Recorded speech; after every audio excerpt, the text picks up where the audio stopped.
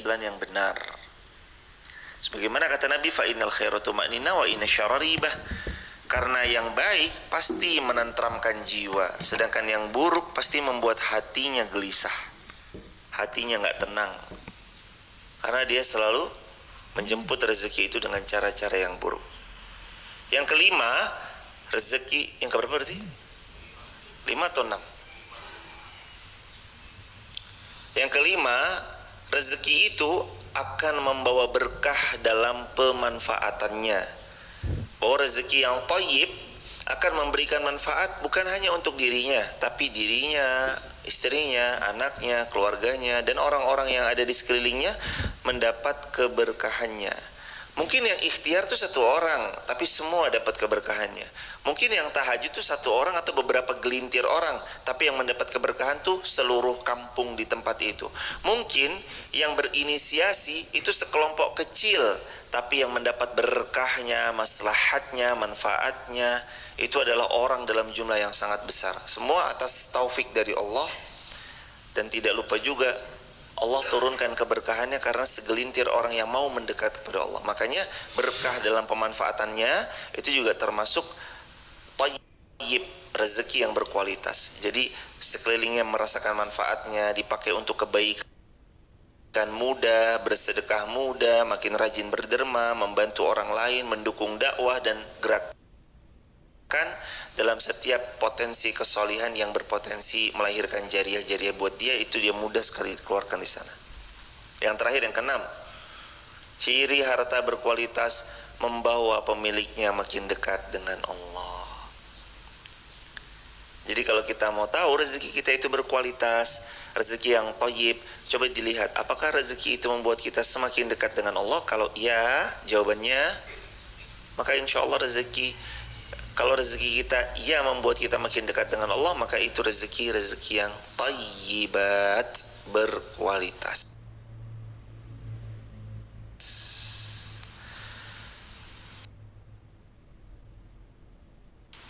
Untuk soalan rezeki, pahami baik-baik. Untuk soalan rezeki jangan selalu minta banyaknya semata, tapi lupa melihat kepada keberkahannya. Kalau bisa raih keduanya. Alhamdulillah kalau banyak, dan jangan lupa yang lebih besar daripada banyak itu berkah. Carilah rezeki yang bukan cuma banyak tapi berkah. Syukur banyak dan berkah. Rezeki yang berkah kalau sedikit tidak membuat kita rajin mengeluh, kalau banyak nggak membuat kita kena madaratnya. Tapi kita kelola dengan baik. Dan ingat, Islam tidak pernah menghalang-halangi orang itu untuk jadi yang lebih dalam harta. Islam gak pernah menghalang-halangi orang jadi kaya. Yang penting bertakwa. Karena orang kaya bertakwa akan lebih baik daripada yang tidak kaya tidak bertakwa. Juga orang yang tidak kaya bertakwa lebih baik daripada yang kaya tidak bertakwa. Inna akramakum indallahi atqakum. Karena yang paling akram, mulia, yang tinggi kemuliaannya di sisi Allah itu adalah atqakum, yang paling bertakwa. Jadi mau kaya ataupun belum kaya, yang jelas bertakwa.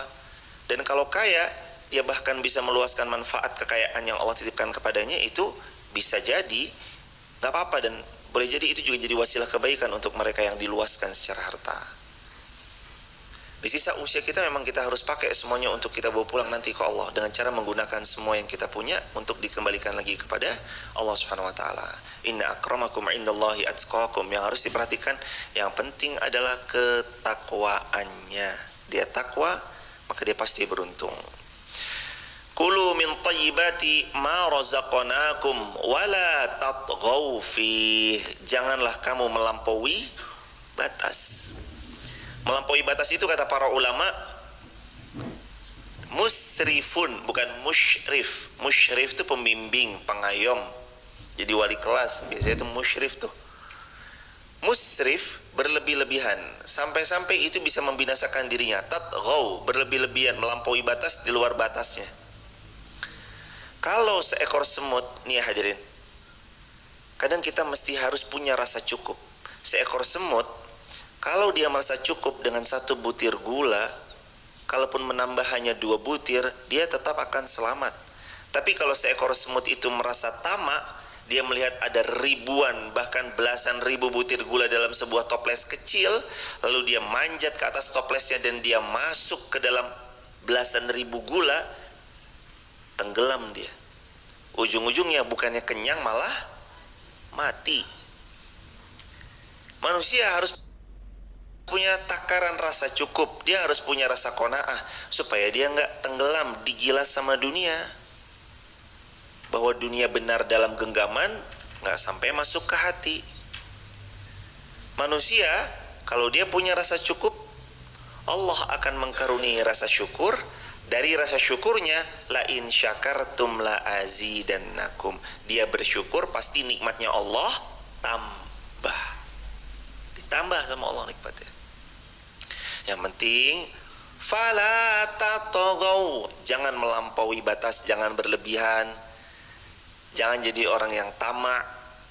Harus belajar qanaah. Qanaah itu sikap menerima atas apa yang Allah berikan kepada kita. Karena sikap menerima itu memunculkan rasa syukur. Rasa syukur itu pasti menambah nikmat. Karena janjinya Allah, la in syakartum, kamu tinggal bersyukur, la azidannakum. Kalau kamu bersyukur, aku yang akan menambah nikmat demi nikmat datang dalam hidupmu. Jadi nikmat yang datang dalam jumlah banyak itu karena diundang sama rasa syukur. Kalau kita yang nggak pernah bersyukur, maka nikmat yang banyak itu enggan datang karena kita nggak pernah bersyukur. Dan mau sebanyak apapun hartanya, kesehatannya, perabotan rumahnya, dan semua perhiasan dunia yang dimilikinya, kalau dia nggak bersyukur, semuanya itu terasa hampa. Punya rumah, padahal itu rumah idaman banyak orang. Rumahnya api, bagus, elegan, modern, tropis. Tapi kalau dia nggak bersyukur, rumah saya gini-gini aja, hilang rasa nyamannya tinggal di rumah yang bagus itu. Padahal itu idaman banyak orang. Jadi yang membuat kita itu kerasa nikmatnya rasa syukur. Fala tatghaw, jangan melampaui batas. Kalau memang porsi kita 1 porsi piring nasi, nikmati, syukuri, jangan minta lebih. Karena kalau lebih nanti kita muntah. Karena kalau minta lebih nanti mungkin kita keselak. Kalau lebih nanti mungkin perut kita hanya dipenuhi makanan. Padahal kan tubuh kita ini sepertiga makanan, sepertiga udara, sepertiganya air, juga termasuk darah di dalamnya. Makanya semua ada porsinya. Ya ada makanan. Jangan sampai semuanya 100% full makanan, sehingga gak ada sisa ruang buat udara, ruang buat air. Kembung perut kita. Akhirnya pernah ya kadang-kadang perut itu kenceng aja gitu. Ini perutnya kenceng kenapa nih? Kembung. Sapi kalau kembung tuh bisa mati. Hewan ternak kalau kembung tuh bisa mati. Manusia kalau hanya sekedar banyak makan bisa jatuh kepada hal yang sama. Hadirin, sekarang kita lanjut ya. Kulu min thayyibati ma razaqnakum wa la tatghaw fi fayahilla 'alaikum ghadabi. Yang menyebabkan kamu ditimpa kemurkaan Allah. Jadi penyebab kita tertimpa murkanya Allah itu karena kita berlebihan dan melampaui batas. Yang pas saja, jangan terlalu berlebihan dan jangan kurang-kurang juga di tengah. Fayahilla 'alaikum ghadabi.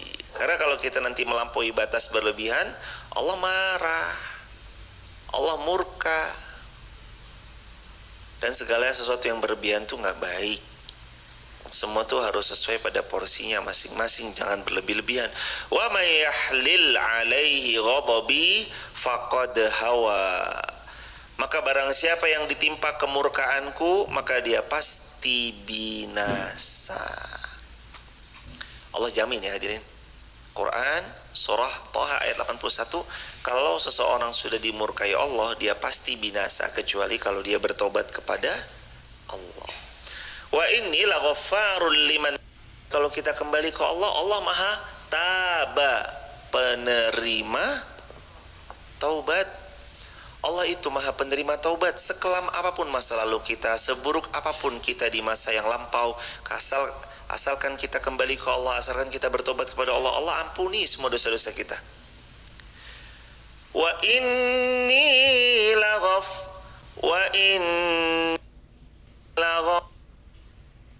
laghaffarul liman taba. Dan sesungguhnya adalah aku ini Laghaffar, benar-benar Maha Pengampun. Syaratnya liman taba, asalkan mereka yang pernah berbuat keliru itu mau kembali kepada Allah dan bertobat dengan sebenar-benarnya taubat. Taubatan nasuha. Cirinya 3 taubat nasuha. 1, meninggalkan perbuatan itu seketika. Lagi maksiat, tinggalin seketika. Lagi berbuat dosa, meninggalkan seketika. Nggak pakai pikir panjang, astagfirullahaladzim, saya tinggalin ini. Yang kedua, menyesali serta berjanji tidak akan mengulangi. Dia harus nyesel dan dia berjanji nggak akan saya ulangi lagi. Yang ketiga, taubat nasuha itu adalah mengisi hari-hari pasca taubat dengan selaksa amal salih. Jadi kalau kita udah bilang, saya tobat, bismillah, tinggalkan semuanya, sesali, jangan diulangi, dan isi hari-hari dengan amal salih, dekat kepada kebaikan, kembali kepada Allah. Setiap potensi peluang jariah, kejar. Sahabat Nabi, anaknya Abu Jahal, namanya Ikrimah bin Abi Jahal, yang dulu sangat benci dan memusuhi Nabi, memusuhi dakwah Islam ini, begitu masuk Islam jadi orang yang paling bersegera masuk ke medan jihad. Sahabat bertanya, kenapa kamu paling semangat masuk ke medan jihad? Jawaban Ikrimah bin Abi Jahal, anaknya Abu Jahal, bilang, sesungguhnya aku ingin membalas keburukanku di masa lalu dengan menghalang-halangi dakwah, menghalang-halangi ini dan itu.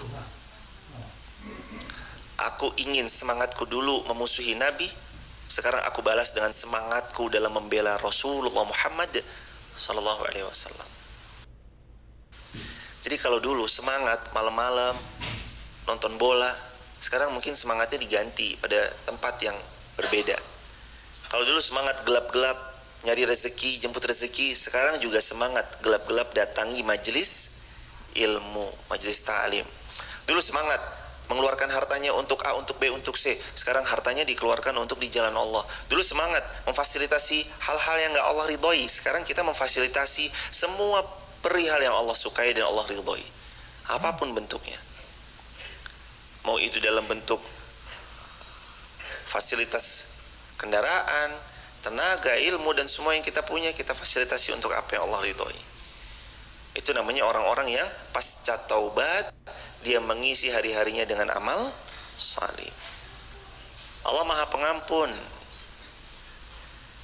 Jadi jamaah jangan ngerasa Allah tuh gak ngampunin kita.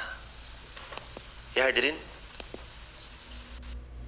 jangan pernah kita menganggap Allah itu gak akan mengampuni dosa-dosa kita yang sangat banyak. Allah Laghaffar, Maha Pengampun.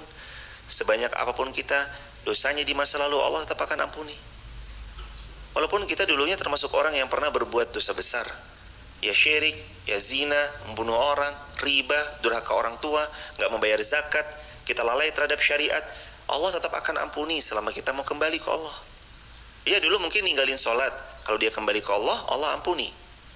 Dulu mungkin pernah zina, kalau dia kembali ke Allah, Allah ampuni. Dulu pernah riba, tapi kalau dia kembali ke Allah, Allah ampuni.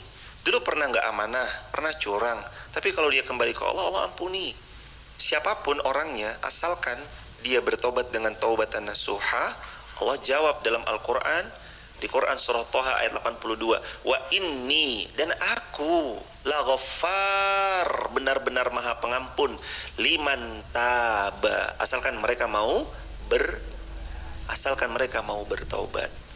Kalau kita taubat, Allah tuh ampuni semua dosanya. Jangan ragu, udah tutup mata dari buruk-buruk sangka. Saya yakin Allah pasti ampuni dosa saya meninggal husnul khatimah, yakin. Kata Nabi, la yamutunna ahadukum wa huwa yuhsinu billahi dhann, jangan kalian itu mati kecuali kalian baik sangka kepada Allah.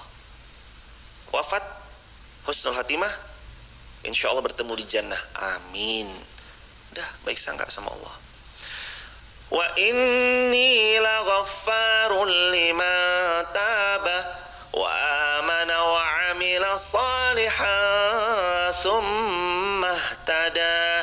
Nggak cukup sampai di taubat, tapi dilanjutkan lagi. Setelah taubat, ngapain?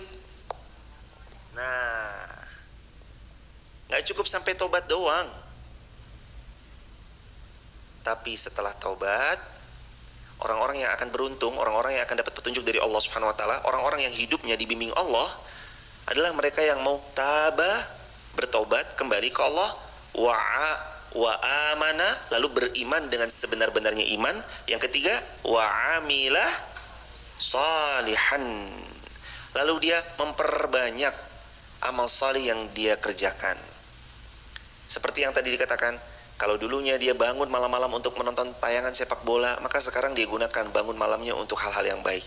Kalau dulu subuh-subuh gelap-gelap dia keluar mencari rezeki, maka sekarang subuh-subuh tetap mencari rezeki, tapi rezekinya dikonversi dalam bentuk lain, yaitu memperbanyak ilmu untuk dia miliki. Setelah ilmu dia dapat, rohaninya terpenuhi, gizi rohnya sudah dipenuhi, maka dia mencari rezeki. Kalau dulu dia tuh habis-habisan dananya untuk judi, untuk berbuat yang Allah nggak suka, maka sekarang hartanya tuh habis untuk derma.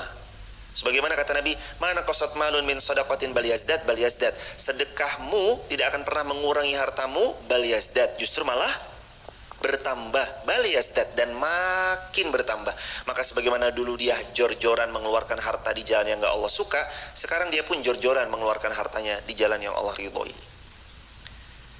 Jadi kita lihat aja, 10 tahun yang lalu, 15 tahun yang lalu, 20 tahun yang lalu, kita tuh ngapain? Sekarang dibalik aja posisinya.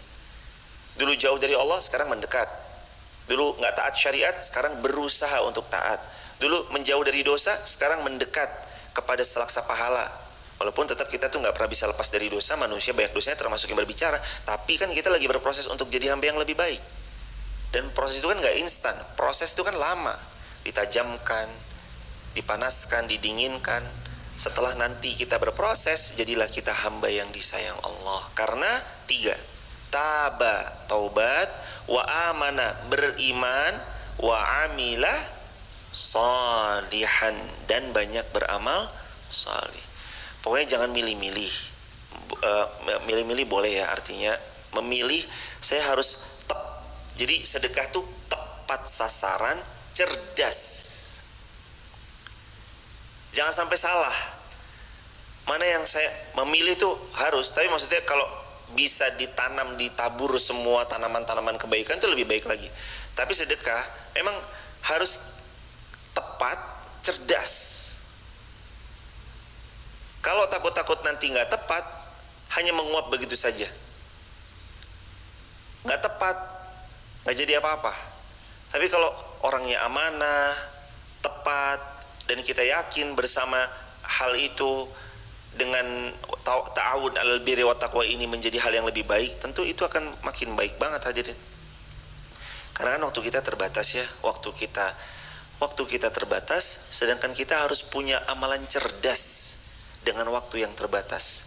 Berarti mau nggak mau kita harus jeli melihat potensi setiap amal salih. Kalau di titik A amal salih kita bisa menjelma jadi amal salih yang luar biasa, silakan invest sedekah jariah kita kepada titik A.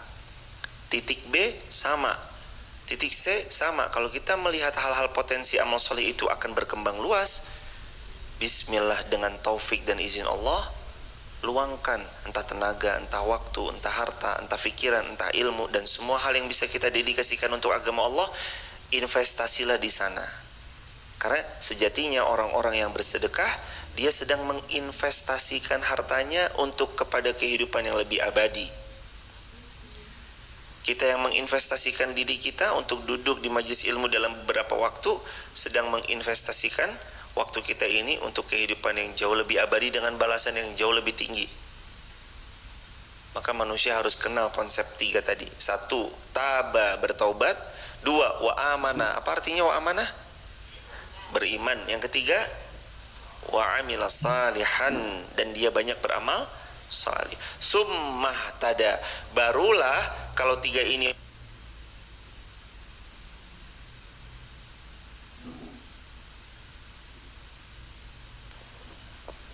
Barulah kalau 3 tadi mereka kerjakan, summa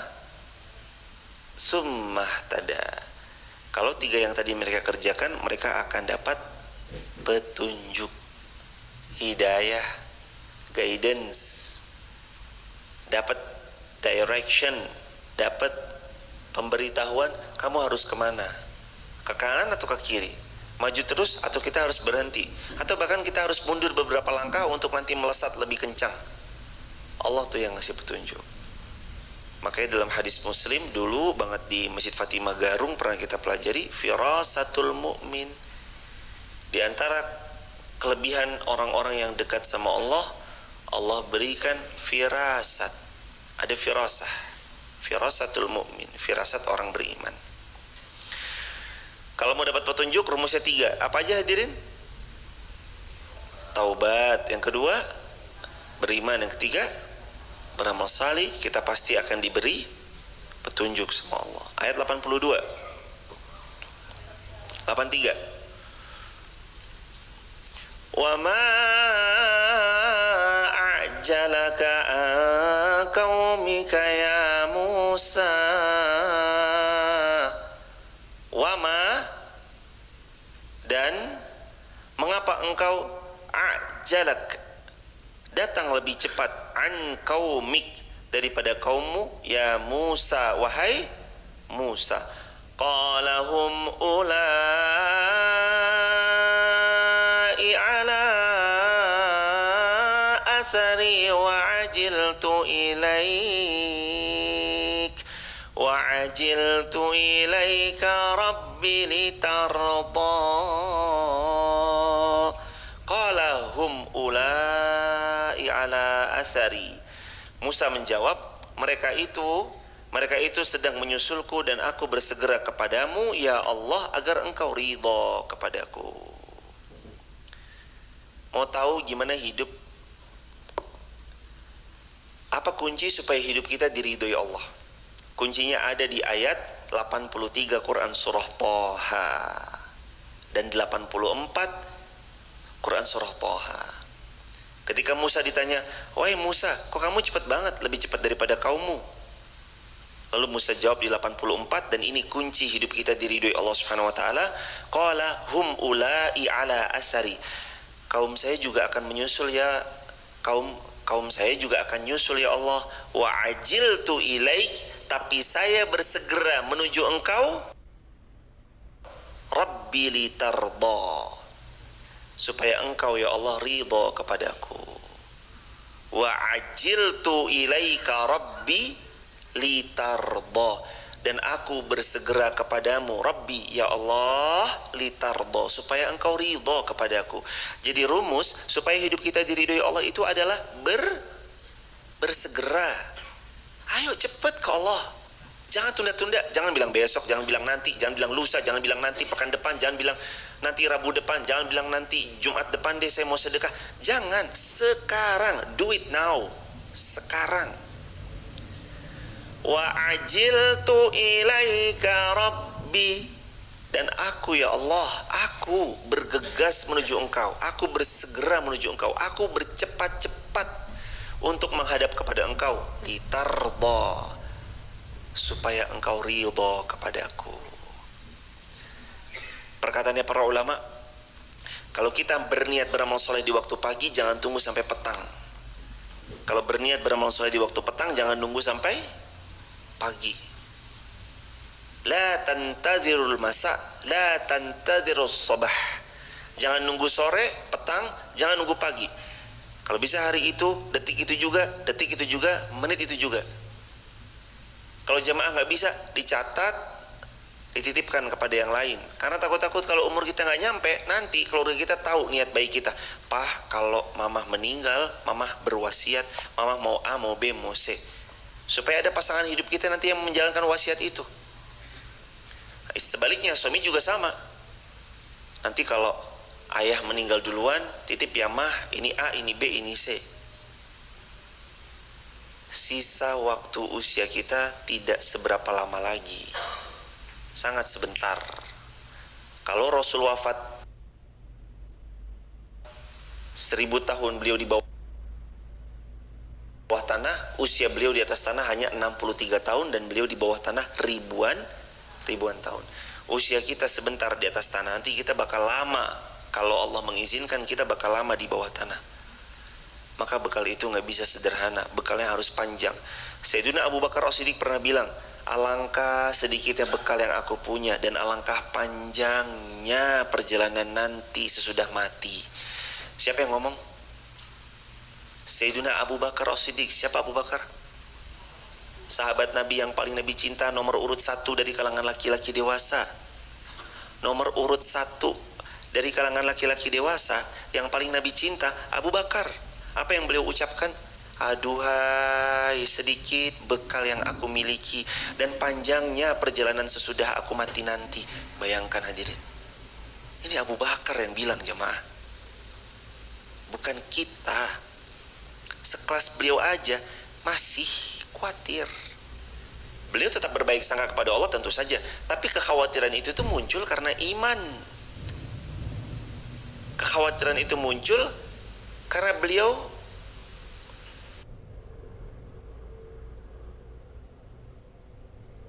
merasa amal solehnya kurang. Padahal kita tahu rekam jejaknya Abu Bakar, miliaran sedekahnya. Waktunya habis untuk berjuang sama Rasulullah SAW jemaah. Bahkan beliau ketika berhijrah, satu-satunya sahabat yang menemani Nabi berhijrah siapa? Abu Bakar As-Siddiq radhiyallahu an.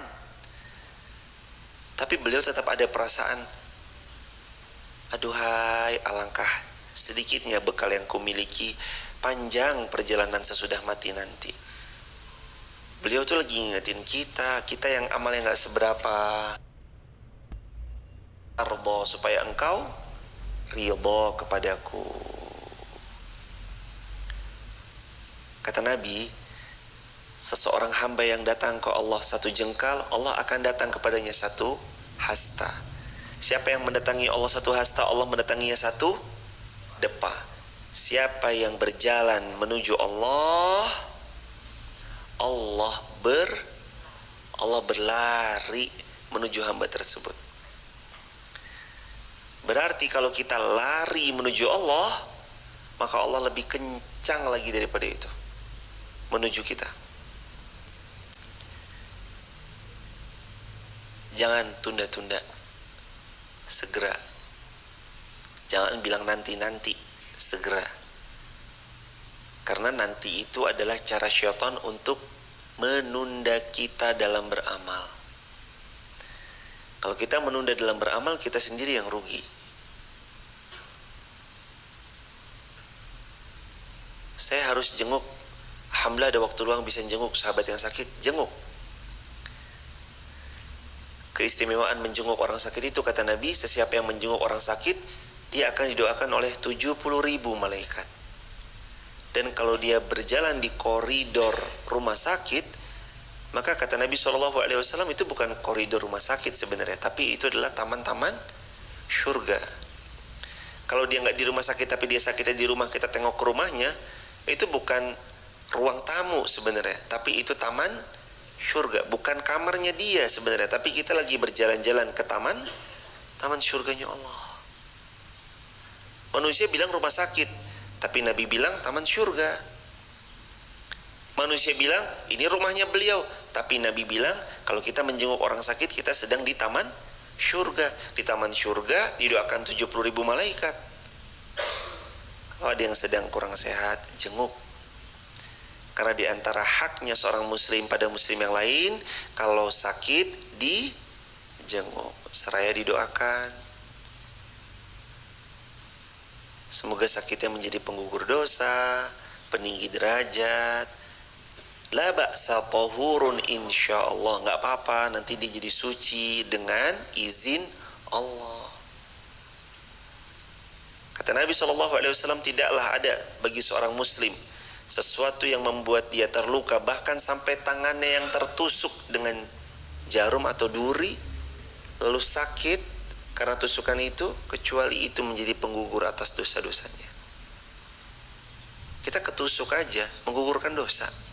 Kesandung, kepleset, terjatuh, kesleo, itu gugurin dosa-dosa kita. Semoga insya Allah ini kepleset hamba, ya Allah gugurkan dosa-dosa hamba yang begitu banyaknya. Banyak istighfar. Nanti dilihat juga ya hadirin, orang yang sakit itu ridho atau enggak. Kalau dia sakit dan dia ridho dengan ketetapannya Allah, maka akan menjadi penggugur dosa, peninggi derajat. Tapi kalau dia sakit dan dia mengeluh, berburuk sangka kepada Allah, dia nggak dapat apa-apa kecuali hanya menikmati rasa sakitnya. Makanya kalau sakit, sambil berbaik sangka kepada Allah, sambil zikir. Jangan alahyung.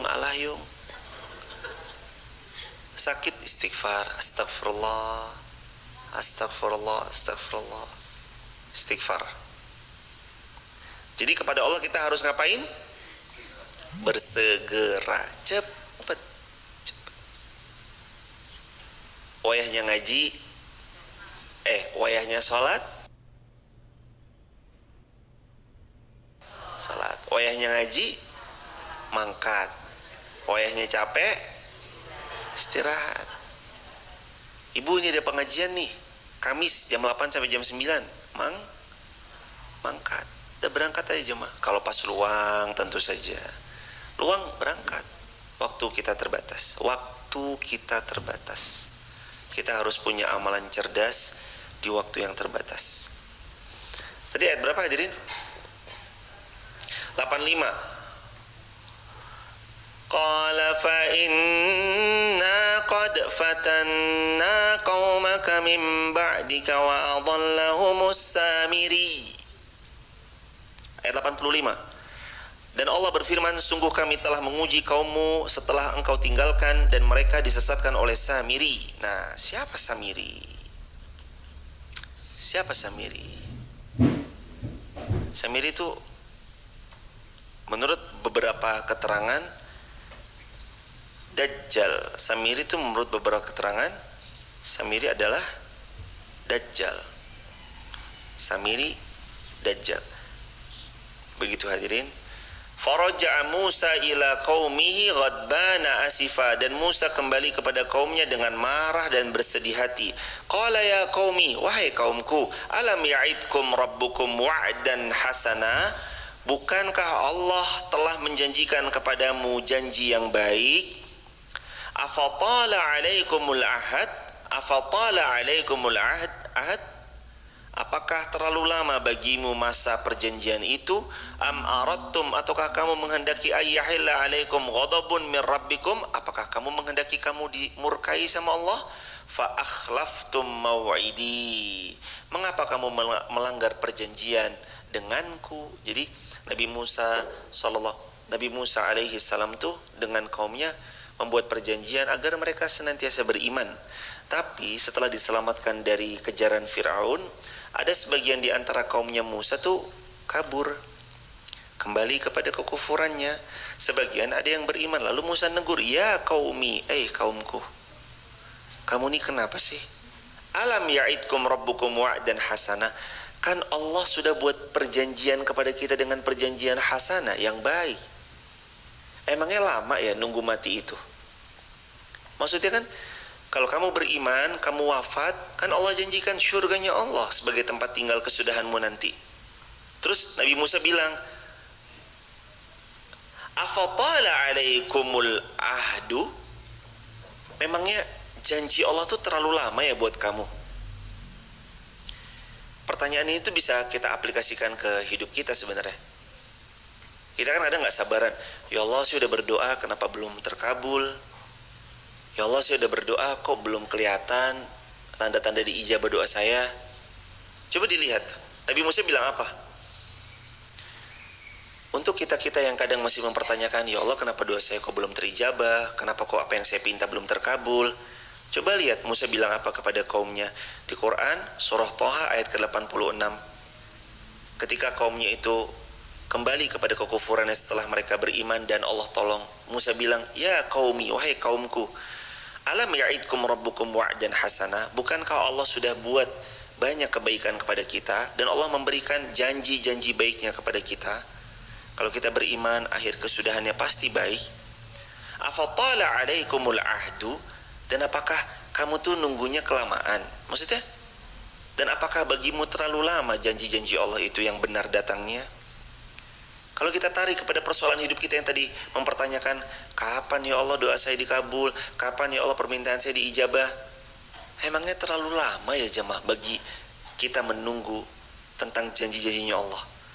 Kalau doa kita dikabul, itu baik buat kita, karena itu yang kita pinta. Tapi kalau doa kita belum Allah kabulkan, harusnya kita lebih senang, lebih bahagia, karena kita yakin Allah sedang mempersiapkan yang lebih baik untuk kita, dari yang kita pinta. Kalau doaku dikabul, aku bahagia. Tapi kalau doaku belum dikabul, aku jauh lebih bahagia, karena yang pertama itu yang aku pinta, sedangkan yang kedua itu yang Allah akan berikan kepada diriku. Karena yang pertama itu keinginanku, tapi yang kedua itu keinginannya Allah. Keinginan kita bertemu dengan keinginannya Allah udah pasti keinginan Allah yang terbaik. Afatala alaikumul ahdu, kelamaan ya, kelamaan nunggu janji Allah itu terwujud, kelamaan menunggu semuanya. Nggak ada yang lama. Kita tinggal dicabut nyawanya oleh Allah, lalu kita mati, dikubur. Sejak saat itu kita akan melihat buah dari doa selama ini. Sejak saat itu kita akan melihat buah-buah dari doa-doa kita selama ini. Doa yang belum dikabul, doa yang kita pinta tapi belum terlihat tanda-tanda terijabahnya, akan kita lihat besok di sana. Nggak ada yang nyesel dari apa yang diikhtiarkan dalam doa. Siapapun yang berdoa, dia akan dapati doa-doanya. Disegerakan di dunia, diganti yang lebih baik, entah di dunia atau diganti yang lebih baik di surganya Allah Subhanahu wa taala. Jangan merasa kelamaan menunggu kabar baik dari Allah. Allah nggak mungkin ngasih kecuali di waktu yang tepat. Allah nggak mungkin memberi kecuali di waktu yang tepat. Dan Allah nggak mungkin membagi kecuali di waktu yang tepat. Allah pasti beri, Allah pasti bagi, Allah pasti kabulkan di waktu yang tepat. Kenapa sekarang belum? Boleh jadi kalau sekarang kita dikasih, sombongnya nggak ketulungan. Kadang kita masih miskin aja sombong, kalau dikasih kaya tambah sombong. Allah yang paling tahu kapan waktunya, pada saat usia berapa nanti kita diijabah dari doa-doanya. Allah yang paling tahu yang terbaik untuk kita hamba-hambanya. Alaihissallahu bi ahkamil hakimin. Allah sebijak-bijaknya hakim. Jadi nggak mungkin keputusannya keliru, nggak mungkin keputusan Allah itu salah. Yang ada kita yang salah dan keliru mengambil keputusan. Allah nggak mungkin. Allah maha bijak. Kalau Allah memberi, pasti di waktu terbaik. Kalau Allah mau mengijabah doa-doa kita, pasti di waktu terbaik. Di waktu terbaik. Kitanya nih yang perlu untuk yakin sama Allah. Kembali ke ayat terakhir 87. Mereka berkata, kami tidak melanggar perjanjianmu dengan kemauan kami sendiri, tetapi kami harus membawa beban berat dari perhiasan kaum Fir'aun itu. Kemudian kami melemparkan ke dalam api, demikian pula Samiri melempar mereka. Yang membuat mereka berbelok, mereka bilang sendiri apa? Kami harus bawa hartanya kaumnya Fir'aun. Emang begitu jemaah. Kaumnya Fir'aun itu kan bawa banyak harta tuh. Mereka ditenggelamkan, tapi kan hartanya kadang-kadang kan masih bisa mereka dapatkan. Harta kaumnya Fir'aun itulah yang mereka kejar-kejar, sehingga kadang membuat mereka berbelok enggan beriman. Jadi apa yang menyebabkan kita gagal meraih surganya Allah? Di antaranya karena kita kadang terlena dengan dunia. Dunia itu melenakan. Kita harus punya pakem sendiri, atur jadwal, atur waktu. Waktu seperti pedang, kalau kita nggak memanfaatkan pedang itu dengan baik, nanti kitalah yang terhunus sama pedang itu. Barakallahu fikum. Subhanakallahumma bihamdika asyhadu an la ilaha illa anta astaghfiruka wa atubu ilaik. Rabbi habli minas salihin, rabbi habli minas salihin, rabbi habli minas salihin. Rabbana hab lana min azwajina wa dhurriyyatina qurrata a'yun waj'alna al-muttaqina imama. Allahumma inna nas'aluka al-jannah, Allahumma inna nas'aluka al-jannah, Allahumma inna nas'aluka al-jannah al-firdaus wa na'udzubika min sakhatika minan nar. Allahumma arzuqna al-istiqamah hatta husnul khatimah, Allahumma arzuqna al-istiqamah hatta husnul khatimah, Allahumma arzuqna al-istiqamah hatta husnul khatimah. Rabbana atina fid dunya hasanah wa fil akhirati hasanah wa qina adzabannar. Alhamdulillahi rabbil alamin. Terima kasih jamaah TikTok, YouTube, Instagram. Terima kasih jamaah Masjid Maaf sudah berkenan meluangkan waktu belajar bersama di pagi ini. Semoga Allah mengganti semua dengan surga firdaus tanpa hisab, dan semoga Allah Subhanahu wa taala memberikan kita kemuliaan dunia akhirat. Dan insyaallah mohon izin hari ini akan ada tadi ya makanan, ada hadiah yang bisa dibawa pulang, titip salam buat keluarga. Mudah-mudahan kita bisa terus mendoakan dalam kebaikan. Dan buat hadirin, mumpung hari Jumat, kalau ada yang mau ikut andil dalam peluang amal jariah membangun gedung penghafal Quran yang ada di barat masjid, sedang finishing, sedang kaflingannya, silakan hadirin bisa langsung membersamai ke Bank Muamalat 50900180444 atas nama Masjid Muhammad Al-Fatih. Konfirmasinya ke Mbak Leha 085174456070. Barakallahu fikum. Dan informasi lagi, nanti tanggal 17 ada Ustadz Bara Mas'ud dari Palestina. Beliau akan ke sini, Bara Mas'ud insyaallah, ke Masjid Maaf, didampingi sama Ustadz Jihad Nabil, didampingi sama penerjemahnya, didampingi juga sama Ustadz Dama. Hadirin silakan datang ya. Acaranya seperti me time, jam 16 sore, jam 4 sore, nanti dari jam 4 sampai Isya, kayak gitu. Tanggal 17 hari Selasa, tanggal 17 hari Selasa gitu aja, sore, nanti sore ngajinya sampai Isya. Barakallahu fiik. Subhanakallahumma bihamdika asyhadu an la ilaha illa anta nastaghfiruka wa natubu ilaik. Salam keluarga di rumah. Dan infokan juga insyaallah sekolah Hafiz Quran Masjid Muhammad Al-Fatih sudah membuka inden untuk tahun ajaran 2025-2026. Barakallahu fikum. Kita akhiri dengan hamdalah, alhamdulillahirabbil alamin. Kafaratul majlis. Subhanakallahumma bihamdika asyhadu an la ilaha illa anta nastaghfiruka wa natubu ilaik. Assalamualaikum warahmatullahi wabarakatuh.